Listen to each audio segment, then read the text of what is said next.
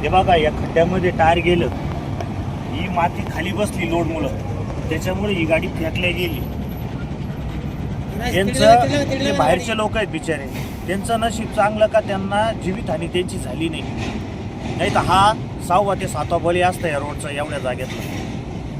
कोपरगाव शहरानजीक बेट नाका परिसरात रस्त्याच्या दुरावस्थेमुळे पुन्हा एकदा अपघाताची घटना घडली आहे. गुरुवार दिनांक 10 जानेवारी रोजी मध्यरात्री 3 वाजेच्या सुमारास तमिळनाडूहून आलेला TV52 AD 3427 क्रमांकाचा अवजड ट्रक नगर मनमाड महामार्गावरून जात असताना रस्त्याच्या खराब अवस्थेमुळे चालकाचं नियंत्रण सुटले आणि ट्रक रस्त्याच्या कडेला पलटी झाला. या अपघातात सुदैवानं कोणतीही जीवितहानी झाली नाही, मात्र ट्रकचे मोठ्या प्रमाणात नुकसान झाले आहे.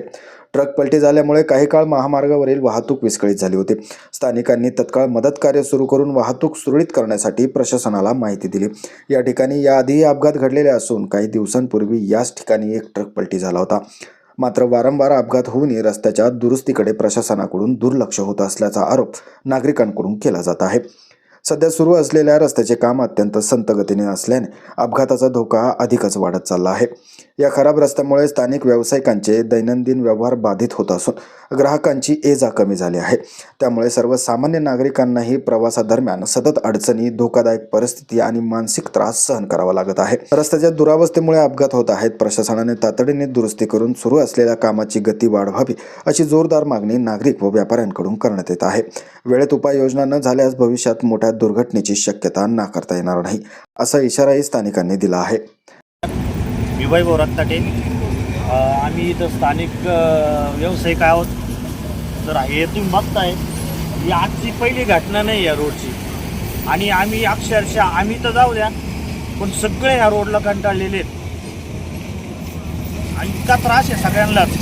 तर आत्ता 4 दिवसापूर्वी इथं 4 ते 5 जणांचं इथं एवढ्या जागेत म्हणजे गाडीवरून पडून एक्सपायर झालेले आहेत. आणि एवढंही करून प्रशासनाला आजपर्यंत जाग नाही. हे झोपलेलंच प्रशासन कधी जागा होणार आहे? यांना किती मृत्यू अजून केला असेल, किती बळी घ्यायचे आहेत? हे काही कळायलाच चान्स नाही आम्हाला धुळीचा त्रास आहे. 2 महिने झाले मला वैयक्तिक सर्दी. या धुळीमुळं माझी सर्दी अजून क्लिअर झालेली नाही. डॉक्टर म्हणता तर तुम्ही आता मला सांगा, डॉक्टर म्हणता तुम्ही इथं बसूच नका. मग आम्ही काय करायचं? व्यवसाय बंद ठेवायचं, घरी बसायचं का? बरं, घरी बसलो तर आम्हाला गव्हर्नमेंट खायला देणार आहे का? माझं गाव चॅनलसाठी स्वप्नील कोपरे, कोपरगाव.